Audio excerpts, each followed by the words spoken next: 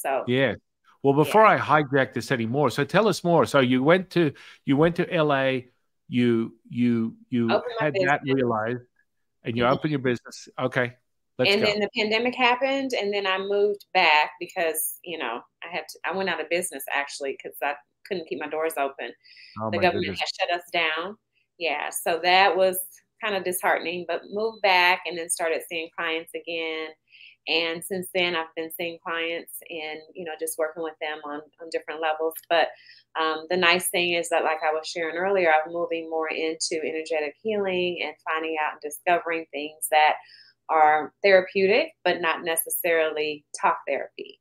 So I'm able to help clients discover, what fits for them, what is the best practice or mode of healing that they'd like to pursue, at the level that they're at. So I expose them to everything that I know, but then, and all the tips and strategies that I've tried, but then I also encourage them to find their own path too, and be open to what's for them. Because I don't feel like, it's everything in one box. I feel like everybody can, just discover whatever is the best fit for them as they continue to seek. You have to seek it. So it does take some time to find that out. So, but since then, I've just been, really plugging in, doing a lot of reading. I listened to Dr. Joe Dispenza too. I think I shared that with you, and just really interested. And I just find quantum physics fascinating, epigenetics fascinating. It's all new territory for me. And I'm realizing that even though I have this psychotherapy degree and all these beautiful things, like there's so much more to it, to this healing practice. It's just being open to what the universe presents, before you to help you individually, you know. Yeah. So Yeah. So I mean, it really is. It's beautiful to realize and witness that. Just on a passing note, how was that aura reading up until that point? Was it informative or?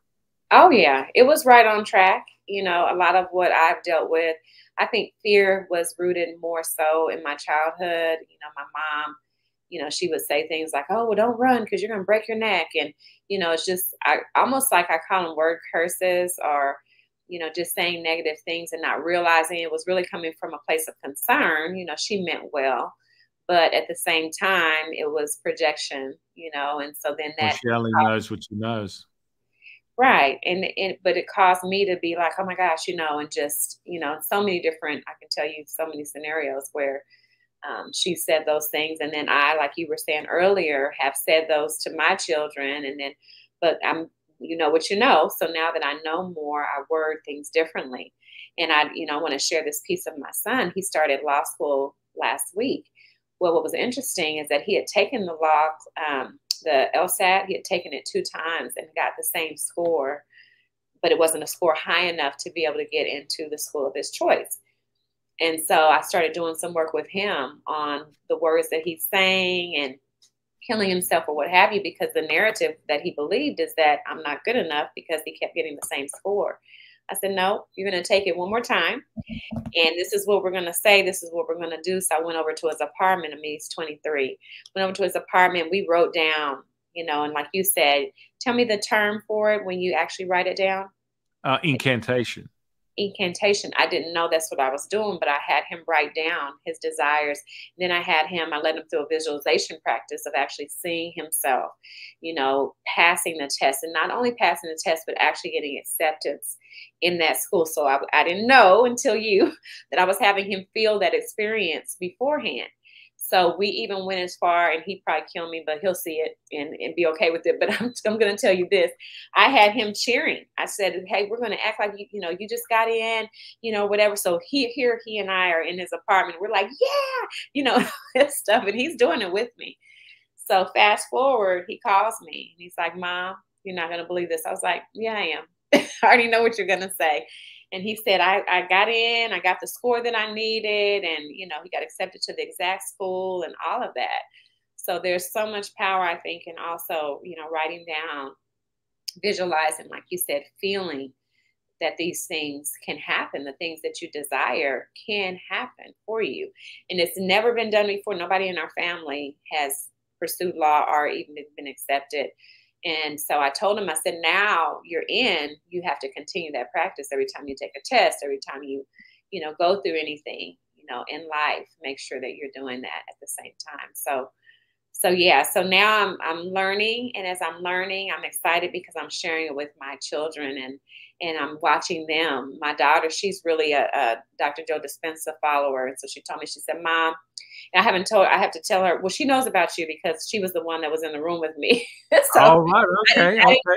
so I'm like, I was on this podcast.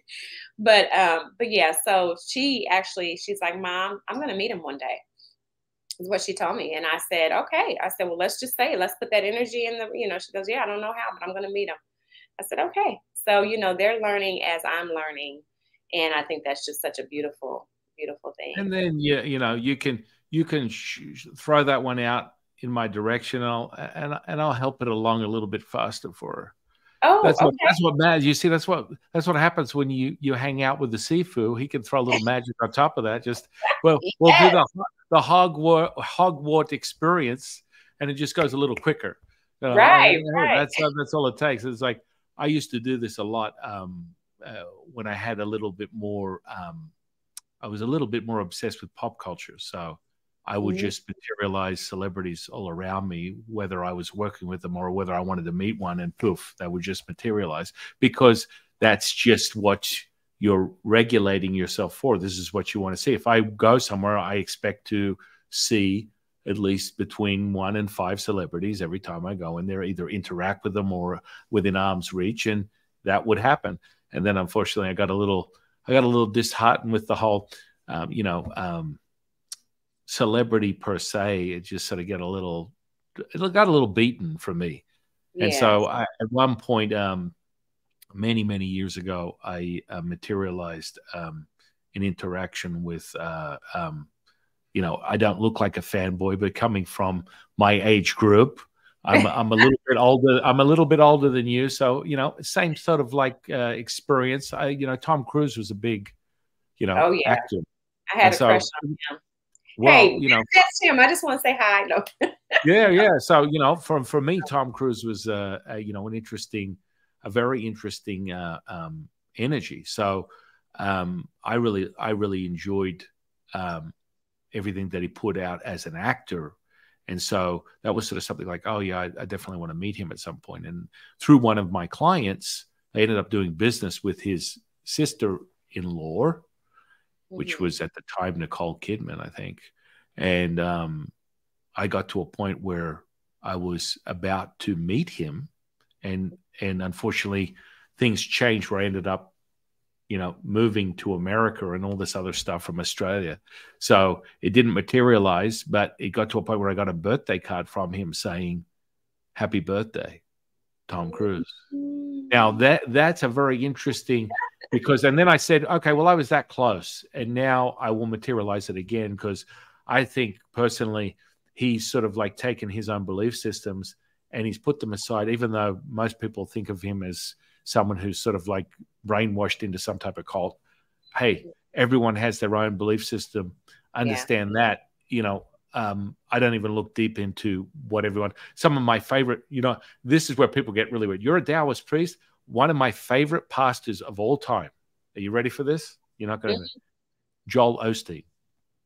I love him. I love that. I love that guy. And people are like, you're a Taoist priest. How in Tao's name do you even like a guy like that, let alone a Christian pastor? And I'm like, 100%. When you look at this guy, if you want to check him out, and people are like, oh, he's a hack, he's a this, he just takes people's money. Look, they're going to a place, they're celebrating their belief system, they're enjoying whatever he's putting out. They are not, a gun's not being held to their head. If they want to donate to his cause, that's their choice, that's their decision, that's whatever they want to do. But let this be known. When you watch him on stage, you'll watch him and his eyes will start flickering.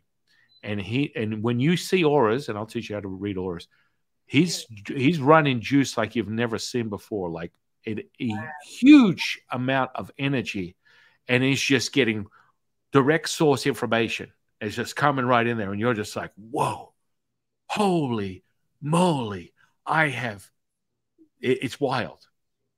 And Yeah. interestingly enough, I came across that, and you come across that in a lot of the people that get caught in, well, not get caught, but they gravitate to religion, you Mm-hmm. know, and you know, some of them are straight up charlatans, and that's their choice. That's how they materialize it. But so many of them get a bad name when they're actually really profound channelers that are putting out information and sharing it with their congregation as a pastor, as a priest, as a whatever it is that you look to them for, and they're quite valuable. And you know, it's like people tend to taint the majority with a few. And you know, again, it's perception. It's how you see it. And for him, for me, I love his energy. I love what he puts out. I love what he represents. Am I Christian? No. Have I worked with the God energy, with Jesus energy? Absolutely, 1000%. You get your head blown off when you're in the same room as that energy. It's something else, and it's profound. So I would normally come across that energy if I'm working with someone and that's in their field. Mm-hmm. So that's something that's, you know, sort of like what they have worked in, what they've believed in, what was in their past lives that they're bringing into their present, that's in the field that's operating. Like, for example, you know, I look at your field and it's sort of like all bets are off. There's Jesus Christ there, and he's sort of gravitating in the background, but you're not really having it. It's not really part of your deal anymore, even though he's like, hello, I'm over here. Yeah, I'm over here. I'd like to come in. And you're like, no, that's interesting, you know? Right. Right. And I see, you know, I look back, and I was raised in the church, and, you know, all of that. And I think it's a lot of politics sometimes involved in that. And, you know, it fed me for that period of time.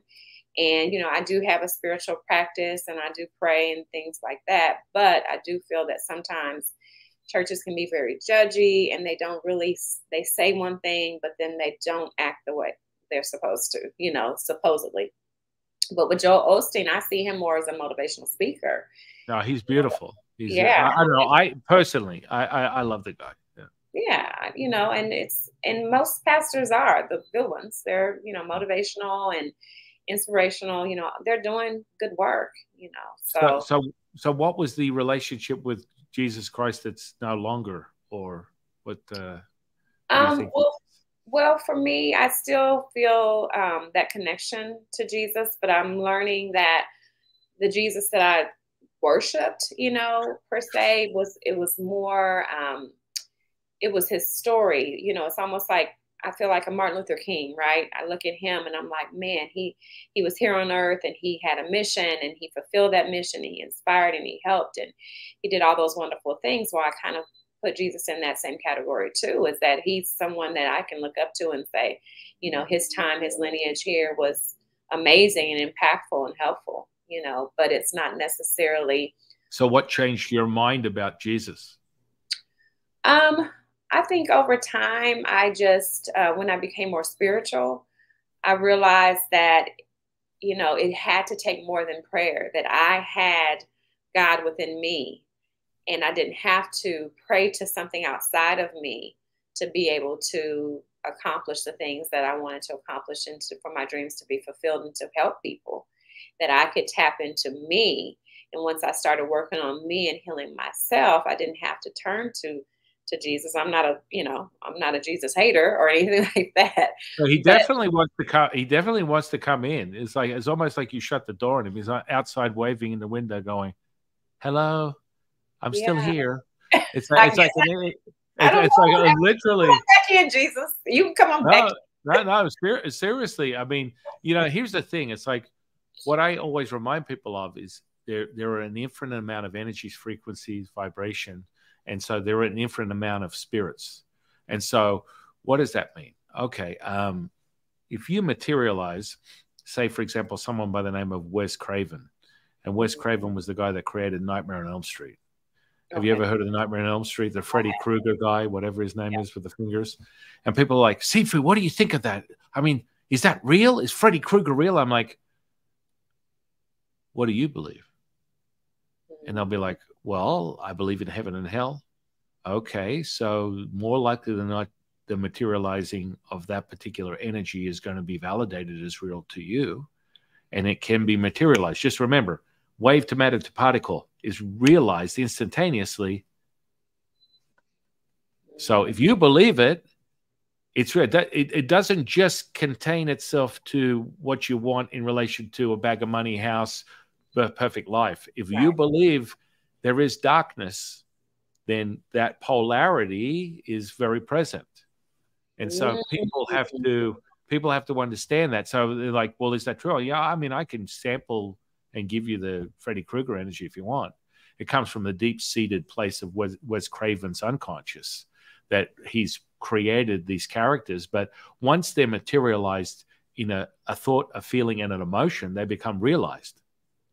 So, you know, this is what I was getting to in relation to my mother. So I had my mother in this class from my priest class, and she was sort of sitting there, we're doing channeling. And, you know, all of a sudden, one of the students I could see was sort of like operating with about 3 or 4, maybe 6 different entities that were sort of moving in and out of the transmission of information. So the other student's taking it down, so the student that's channeling will write the list down. I want to know this stuff from my spirit or whatever energy I draw in. And so I'm like, okay, cool. And then I start to look at the energies. I'm like, oh, these are way different than what its face value is. So I pull the other student back and I start having a conversation with this student. And I'm like, no. So tell me more about you. And then all of a sudden, the tone of the voice dropped down about, 10 levels. It was really dark. And then all of a sudden, this girl just did a 360 and was thrown across the room. And everyone in the room, including my mother, went white and went, this shit is real. And I'm like, yeah, this is this materialization of this person. Understand this, know this to be true. I could go years and years and years and years and years and never come across this energy. This has all got to do with your construct of your reality, your manifestation, your reality, your realization of what is true to you. So that is so important, the merging of understanding, where are you? Are you in a duality, or are you at one with everything? Are you whole? Are you realized as the universe? And so everyone freaked out. I removed the energies, boom, boom, boom, done. She gets up and she says, oh, what happened? So her fantasy, this is hers. I want to be an all-powerful exorcist. So all the time, every time she would come into class, she would have a dozen entities hanging off her, free ride on the bus, not paying the ticket. And then we'd have to realize these energies, remove them, do whatever. And it's like, this is that manifestation of that person. Be very clear of that. It is only constructed within your reality. You can only hold the weight of that. It's only materialized from wave to matter to particle if you decide it is. If you decide it is. So that's all. And that's why moving past fear for you is so important in relation to the cycle of the ecosystem within your physical body that we need to regulate. As part of that is to move that through. And, again, I could spend years not seeing these energies, and have. And quite frankly, I can't even remember the last time I dealt with one. But have I? Yeah, sure. Absolutely. And is it realized only because that person? And people are like, are you not afraid? Are you not? No, I'm whole. And people are like, well, what is that called? It's called fearless. I'm all knowing. I am the universe. And so all I'm doing is observing a construct of someone else's reality that they have created from their value system. You know what I'm saying? Yeah. So when you realize that, that's a whole nother ballgame. And so that was my mother, still to this day, is like, oh my goodness. I'm like, listen, you will materialize whatever you want in your life. It doesn't matter. If you fear something, it will find you. If you want something, it will find you. You are the magnet. So the most important thing for a Taoist is this. There is 2 sides to a coin. The analogy is you have 2 sides to each mountain. One is dark, one is light, yin and yang. And you want to go up the mountain to the point of wholeness, which is what we call the Wu Ji, which is a stillness between the yin and yang, which is everything. That is all knowing. That is realized as all knowing. So when you get these type of situations, that's all it is. Understand that, know it to be true. You personally could probably give me a dozen situations where you've come across people that can be anything from bipolar personality disorder. Who knows? I mean, I'm not sure that, you know, you have a myriad of different definitions of what someone's psychotic state is that they're in, and how you would present that as, you know, how do I conduct myself? What do I need to do to help this person heal? Right. I mean, how would you do that if you were coming across someone who's like schizophrenic? What would you do with that? Well, I mean, most of the disorders, they start in the thought processes. So we focus as psychotherapists, a lot of us focus on cognitive behavioral therapy. And so that's just looking at your thoughts and your behavior and how they coincide, and finding better ways to behave, obviously, but really starting with your thoughts. So sometimes that comes by asking clients to write down their thoughts, because sometimes they're happening so fast. I remember during the pandemic, I started doing a lot of research because everybody was dealing with grief in some, you know, capacity. And so one of the research studies that I found was a study done in Canada back in 2019.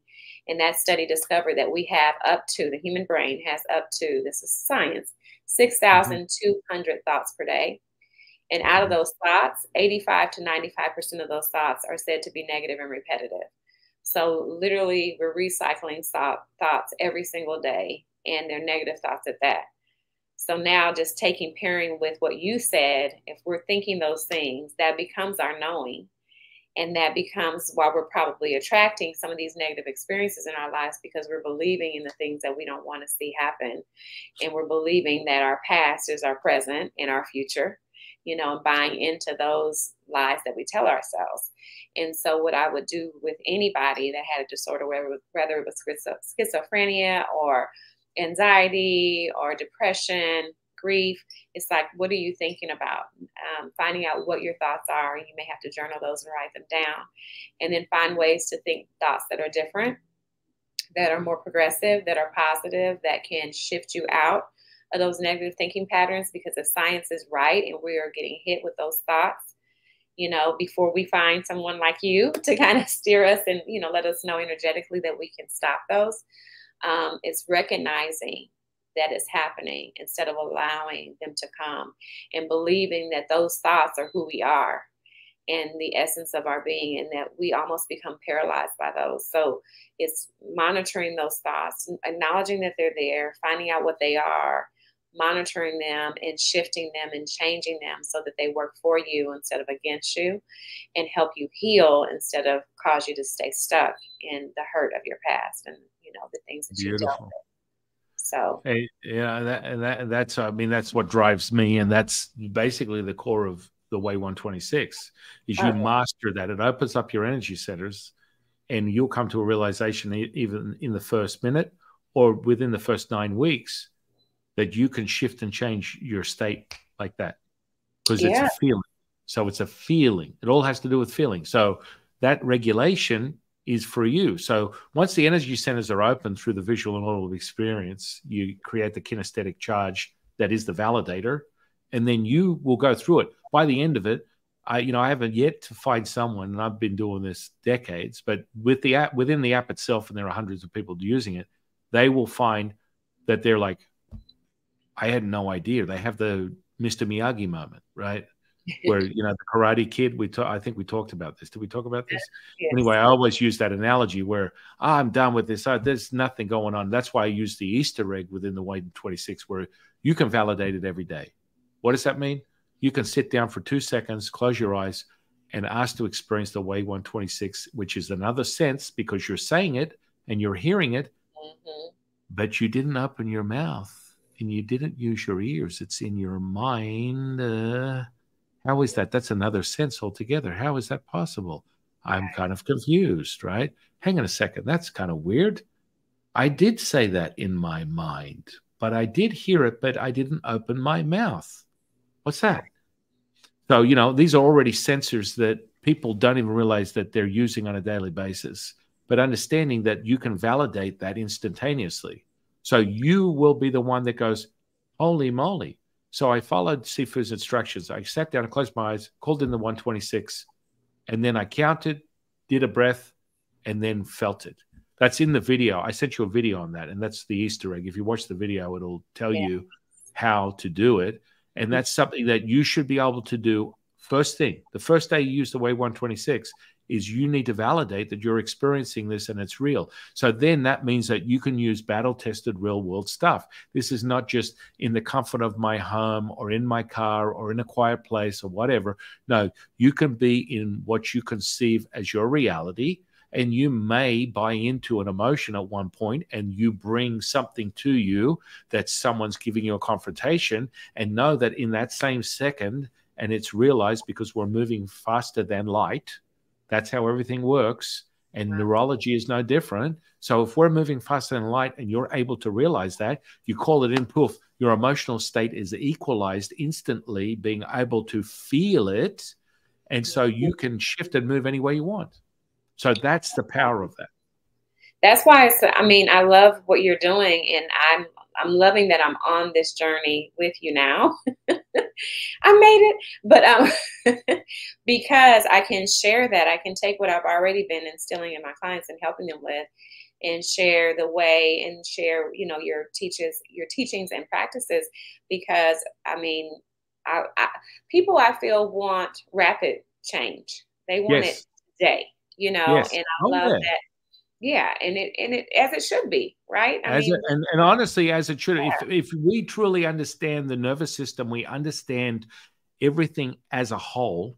Everything is instantaneous. It's beyond instantaneous. So the idea or the construct that we must be limited and it takes a progression is truly nothing more than your perception of your reality. And the second you validate that, it becomes real. And so that's where those mirror neurons work in so effectively, right? So you can obtain that from a neurological aspect instantaneously, let alone the consciousness level, which are a whole nother level up. But let's just say we use the tuning fork as the baseline. The tuning fork is what gives you your virtual reality simulator, because everything is a feeling. Even when you hit what we call 5-dimensional reality, all senses are being realized instantaneous. So you're feeling you're leveled up on your experience becomes all realized at once. Information, energy, frequency. And so as you continue from 5 to 6 to 7 to 8, however many you want to consider, my realization is there are infinite, but because the most powerful number is 9 and it's realized within all my numerology, within everything I use within Taoism. And strangely enough, let me ask you this: how many months does it take to create a life force, a human being? Oh, 9. Synchronicity. That's all I got to say. The number 9 is a all-powerful number. And so when people go, oh, well, and it has a lot to do with understanding the frequency of that number. And so I was listening to another physicist, I can't remember his name, but he was talking about Kemetic principles, ancient Egypt stuff. And then he talked about these particular sort of like sacred geometry. Now we have the sacred infinite flower within Taoism is somewhat different to the sacred geometry that people speak on, that they use to realize what their reality is because it's all got to do with shapes, lines, numbers from a quantum physics aspect, and this is how they sort of realize it. But this physicist was talking about this, and he was talking about the angle of this particular pyramid, and the actual number of the angle was 126. Wow. And so when you talk about 126 in relation to Taoism, it's got everything to do with the accumulation of the number 9. And it goes way deeper and deeper and deeper. And then we can go down, not a rabbit hole, but we could go down to much deeper rippling effects of that. But understand this, that it all comes together, because a lot of people ask me, what is 126? What is it? Well, it has everything to do with the the ascending level of consciousness that takes place when you're experiencing this, and the new numbers, the letters, the words, the symbols are all relevant to how you are accessing this Nigong that I speak of, this Qigong. So you're mastering this ability to move the energy with your mind and with your breath as you're experiencing the 126. And so that's why all of a sudden you realize, and I can tell you this when you do the Easter egg for the 126, or I do what I like to call the Pinto analogy. Where you're driving around in your little Pinto, and I go, stop, Nikki, stop. What? I'm driving. No, stop. Pull over. Okay. Now get out of the car. Go to the front. All right. I'm going to the front. Open the hood up. Okay. Open the hood. I have a Lamborghini engine under the hood. Oh, yeah. It was always there. This is the realization, and this is what levels up. So what most people do is they have an epiphany. They experience the 126, and they go, wow, this is really nice. It's very calming, and I feel very relaxed. I feel kind of still. And then as they continue it, all of a sudden, I'm feeling more heat. I'm feeling weird. I'm feeling. And by the end of it, you're like, I can feel the energy of someone 5,000 miles away like that. And that's all got to do with sensory perception. And so never, ever make the mistake of accepting you know everything. When you accept you know nothing, you know everything. And what happens is most people will go, oh, this is a really nice, very relaxing meditation. And they don't realize what's going on under the hood is a whole nother ballgame. And that's why it's really important to use that test, that Easter egg, and validate it for yourself. So the real world stuff is you bought into your personality today. You woke up, you know what? I'm personality today. I just feel like it. I like anger. I'm in the mood. Knowing that you know that, guess what? I'm the magnet, so I'll bring it. I'm going to bring it. So if I'm angry, I'm going to bring it. You want to test me? I'm up. You bring it on. Bring it on. And so you bring that on, and then all of a sudden you bring an energy that's polarizing to what you thought. You were the biggest big dog in the park, and something bigger came in, and you're like, oh no. And so you want to shift that gear, and then you do 126, and poof, you are the master, keeper, creator of your reality. And that's how it works. Wow. I'm just so happy because, I feel like because I found you, that means that I was doing something right. No, you're doing right, but you were listening to yourself. You were listening to your connection. You are listening to the universe that is you. And it's materializing. So before we continue to hijack this with my talkie, what about so Nikki's now got this program. You're realizing that you have a podcast. Tell us more about that. Yes, so I have a podcast on the Forbidden Knowledge platform that I do with my co-host Antonina, and she's a life coach also. And we've been doing that for almost, I want to say it's been about 6 months. And so we interview people. We want to have you on, of course. I mentioned it to you. Great.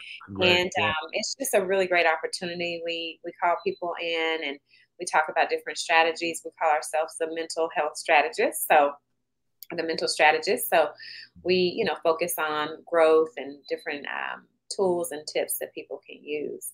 So we've been doing that for a while, and it's been really good. Billy was on, Billy Carson. Of course, it's on his platform, his network. I also have a show on his TV network, which is called Mind Over Matter. So on there, very nice. Yeah, you'll find me talking about different tips and tools to help as well. So I'm really passionate about just sharing. As I'm learning and growing, I want to make sure I'm putting that content back out there for my clients too, and working with them one-on-one to help them. So anyone that's open to it, and I always share that, this is what I feel is a good practice. If you're not ready, because you do have to be ready, then that's okay.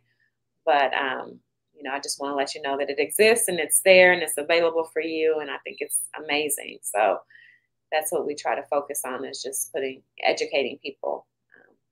Yeah. No, there's definitely a raising of consciousness right now that, it's like the hot word. consciousness. Oh yeah, conscious, conscious. Everybody's Yeah, conscious. Get conscious. conscious. Everyone's conscious. But I mean, it's a big thing in understanding and mastering yourself and realizing that, because then that you're contributing to the higher frequency and vibration.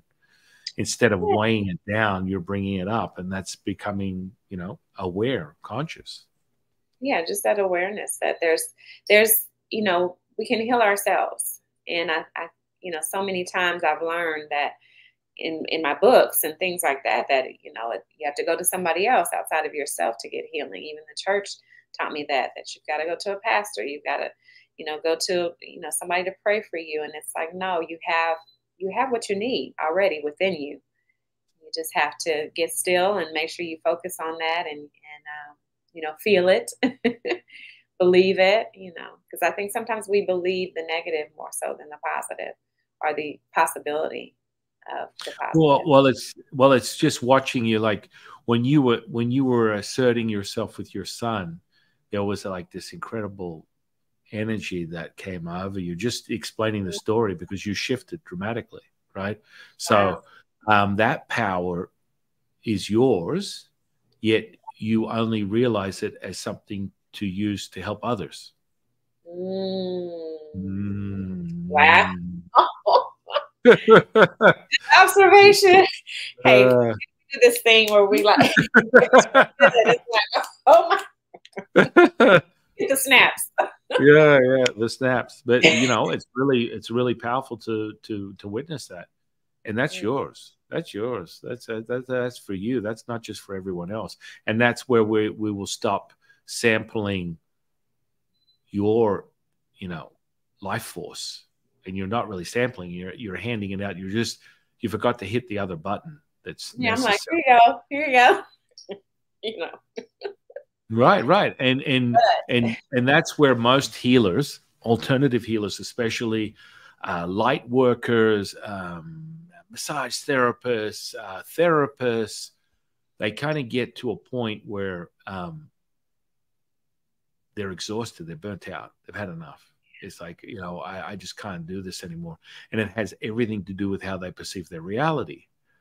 It was kind of crazy. I remember many years ago, I started like doing aura readings, and I came across this woman who was a therapist. Not just a therapist, I guess. What's the difference between a therapist, a psychiatrist, a psychologist? I mean, it's kind of in the same category, right? Or the studying of prescribed medication. Psychologists, they deal with more of the brain, and therapists, we deal more with strategies. Right. So there's people that have all three, which I think, anyway. Yeah. Anyway, I mean, I this particular woman was a psychologist, and she felt like she was pretty all-knowing, and we ended up pairing up with each other, and we were reading auras, and I kind of dropped a bomb on her because she felt really confident that she knew everything. Hey, you're not going to read me. And then I just rolled it out, and she freaked out. And then she was like, "How dare you? How dare?" And it's like, it's generally speaking, the understanding that, you have to understand that it's like all this information is out there for everybody. And it's like, there's no exception to the rule. Everyone can be the emperor with his new clothes. And so once you refine that skill set, what I don't do, and I refuse to do, I did it once many decades ago, where I can give someone, the end point of their realization of this mortality. And so, telling them when they're going to die is not a good thing. I did it once, never again, never do it. So, because what happens is you can change anything. Understand this. It's like, just because I read that energy does not mean that this must be so. Once you're aware of it, first point of healing is being accountable for your behavior. Once you are aware of that, you can change it any way you want.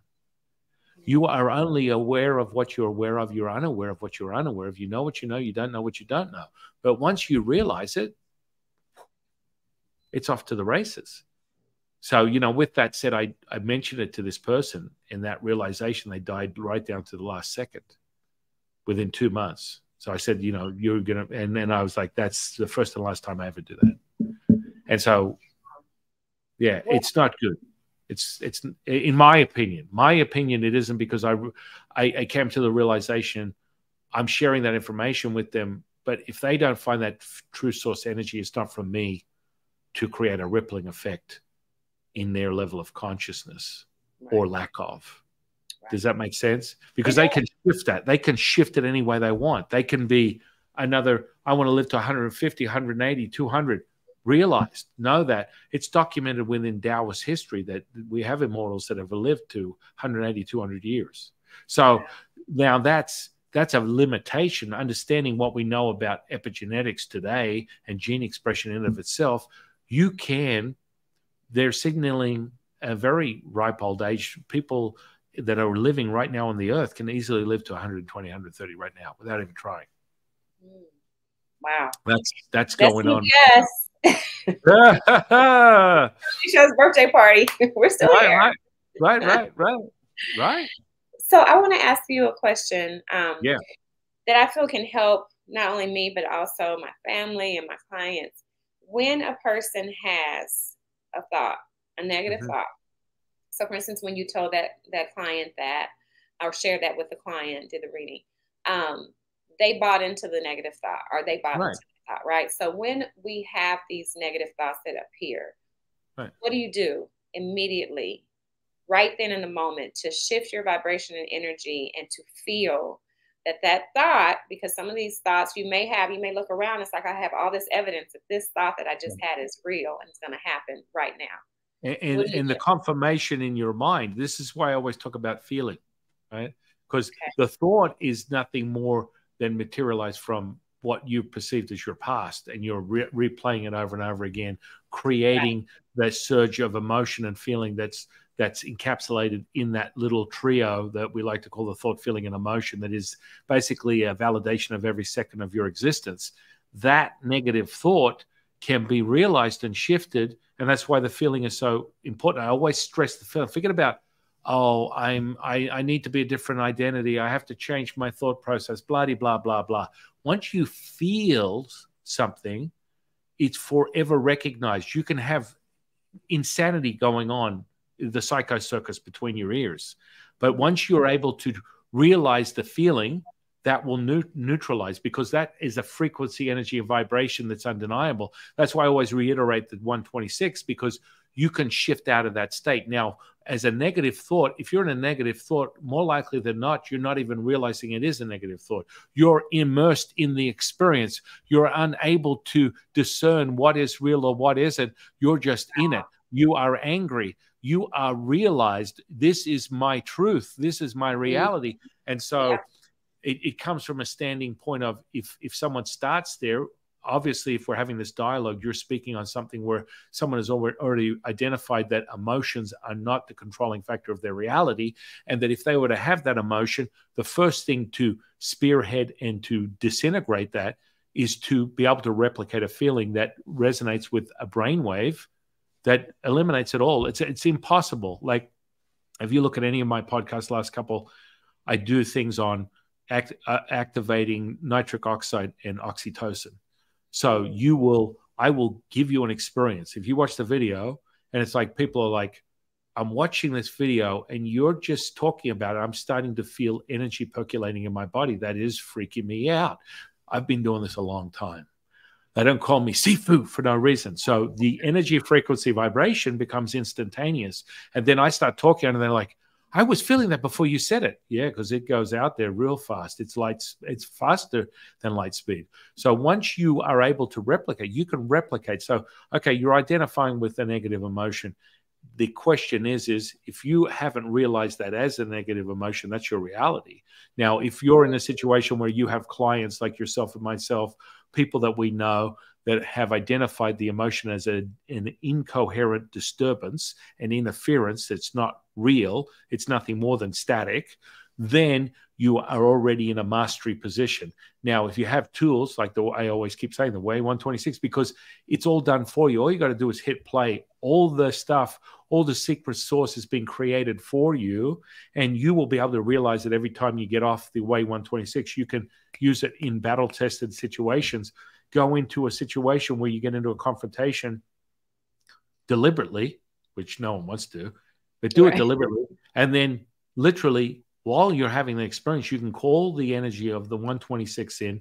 It will have a rippling effect over your neurology, which will validate and activate a brainwave, which makes you conscious and making you feel a whole. You can't fight it. You can't fight it because it's yours. You've trained it. You have realized it.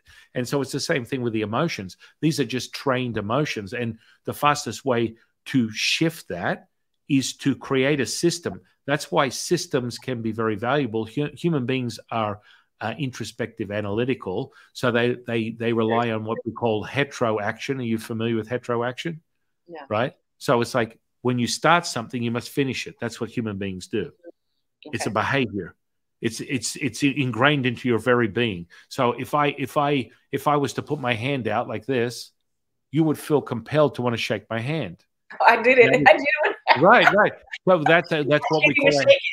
Right. That's a heteroaction. And in of itself, what happens with that is you also are creating and obtaining a level of dominance on somebody. So you're now having them submit to your request. And so what happens with the unconscious, if you understand the unconscious on a much deeper level, which most hypnotists do this stuff because this is what they do, they need you to comply twice. So they reach out, they ask you to shake their hand. Once you do that, then they ask you your name. You validate your name. Now they can then access your unconscious and put whatever they need to into it without you being consciously aware. That's how the cycle works. Wow. You're like, what? Excuse me, what happened? So when you're looking at like this type of stuff, people are programming themselves with rubbish all day long on their cell phones doing this. And in the periphery is where most hypnotists and mentalists and magicians and how they acquire this, they're implanting that information into you. So they could be holding up a cell phone and they're like, look at me. And the cell phone is on the side and it has like the word apple down the bottom here, right? And you're looking at me and then they put it down and then they go, I want you to think of a fruit. And you're like, apple. Because it was already put into your unconscious without you knowing. It's like a sidetrack. You get what I'm saying? It's like, oh, let me sidetrack you just a little bit. And this is going on all the time. You must get it most often from, marketing companies, anyone that's selling a product. They're manipulating your perception of your reality. So you got the number of 6,000, 7,000. I mean, we can go into the hundreds of thousands. You take in anywhere between 140, 200,000 points of information. Forget about the thoughts you're having, points of information all day, every day. So you're taking almost 200,000 points of information into this, and you are aware of 7 and retain 2. That's going on all day long. Wow. And so that's where you have these epiphanies. You're like, I've been here before. I had a deja vu. And that can be from past lives. But in most cases, you're getting so much information all the time that you're like, why do I know you? I've heard of you before. I've heard it. And this is what's taken place. And so the faster you the faster you shape yourself so you realize this, then you can become all powerful. And then you're the one that's the master keeper creator of your reality. And moreover, you're the one dictating. That's why I always tell people, emotions don't control you. You control your emotions. You have the hand of power over that. No one else tells you how to think, feel, or do. And so this kind of realization is a constant. And so, I'm not sure how we got off on that. But, no, because we needed to. Because I needed every bit of this. Oh my goodness. Right. And so, and what's even funnier is they could do this thing with a cell phone where you're looking here and they could have it like and what most of these mentalists do. Have you ever seen a mentalist before? Like David Blaine or whatever. You might have seen something like street magic or whatever, some magician, an illusionist.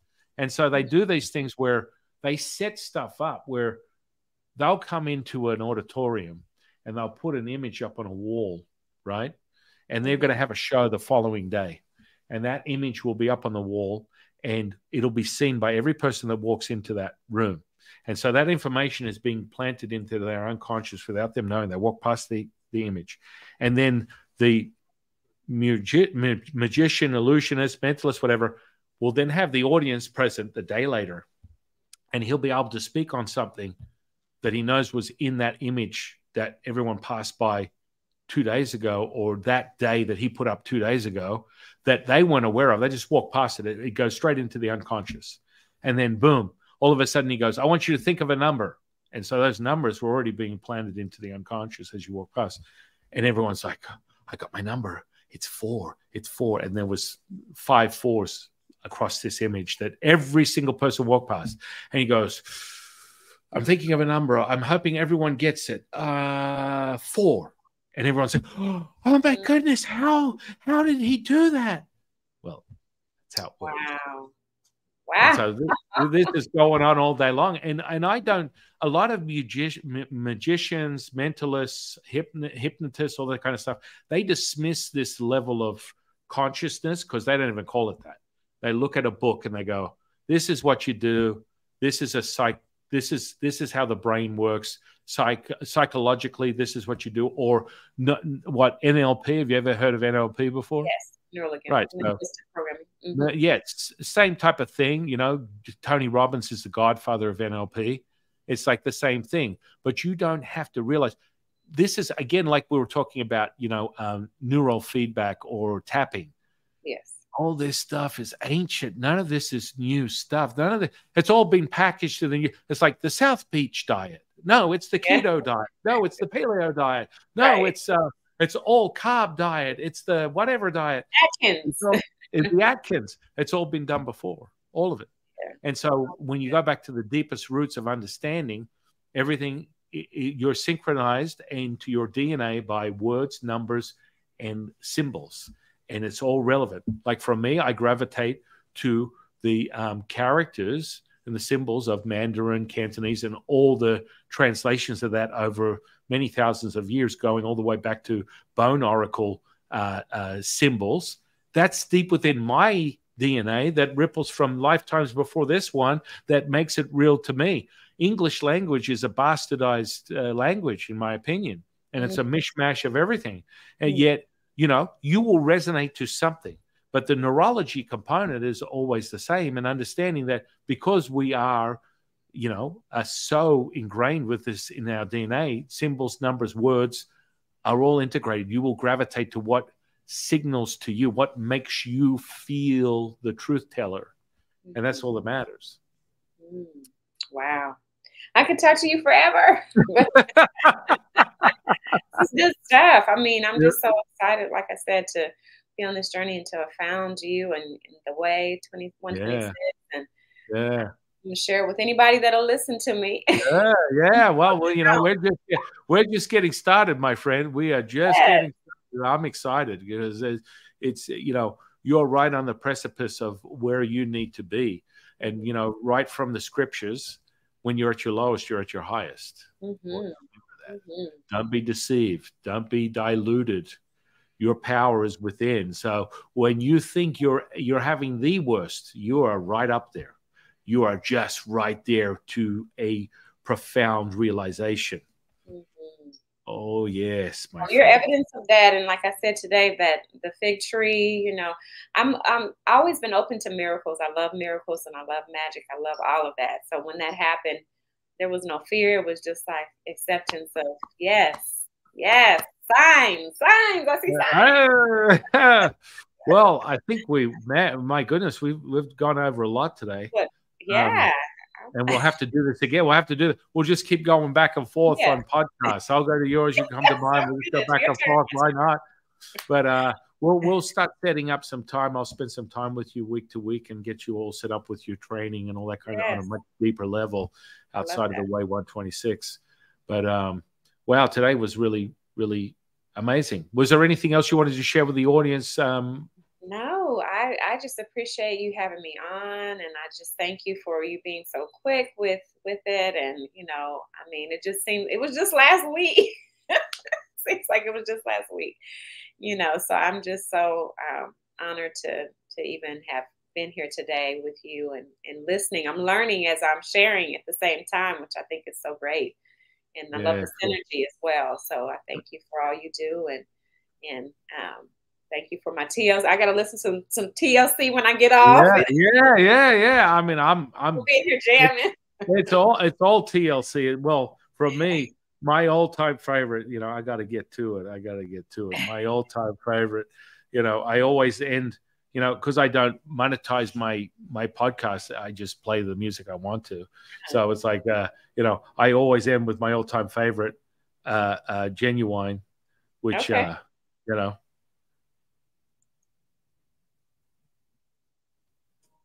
All right, here we go. Where is it? Okay. Yeah. Like the song. So I want to thank Nikki for coming on the podcast, and I'm really grateful that she's in my life and that the universe brought her to me. And we're going on this incredible journey of consciousness and awareness and helping the world realize how powerful they are as an individual, as a collective, as a singular. And when I say singular, I mean one with everything. And that is realized when you connect with the universe. And that power is there. And again, thank you, Nikki, for all that you do and all that you share. And I want my audience to go out and look you up on social, get involved with your podcast, look you up on the TV, the Forbidden Knowledge TV network. Forbidden Knowledge TV. And this is just the beginning of great things, my friend. Yes, absolutely. Thank you so much. I appreciate it. I appreciate you. And with that,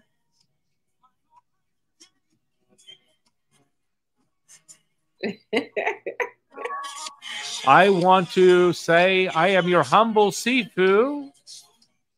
That was Master San Quinn. And I'll see you on the next one, guys. Bye.